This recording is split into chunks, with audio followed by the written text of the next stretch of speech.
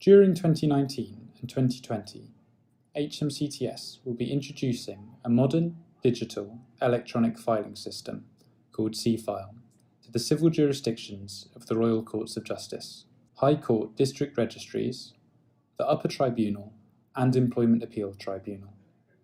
This video provides a short introduction to C-File and the e-filing service. This service will make things easier by allowing you to commence proceedings online to file documents on existing cases, including paying court fees. You will be able to access e-filing 24 hours a day on a computer, tablet, or handheld device from any location. Quickly view any draft, submitted, and approved filings. Have easy access to your cases to view progress, documents submitted, and any upcoming hearing dates. The list on screen now shows which jurisdictions will be able to use the e-filing service on a phased basis by 2020.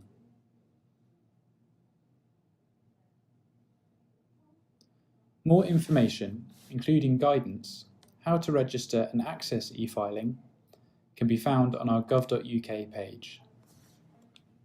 Alternatively, if you would like to find out more about when e-filing will be available for each of the jurisdictions, contact us on the email address on the screen.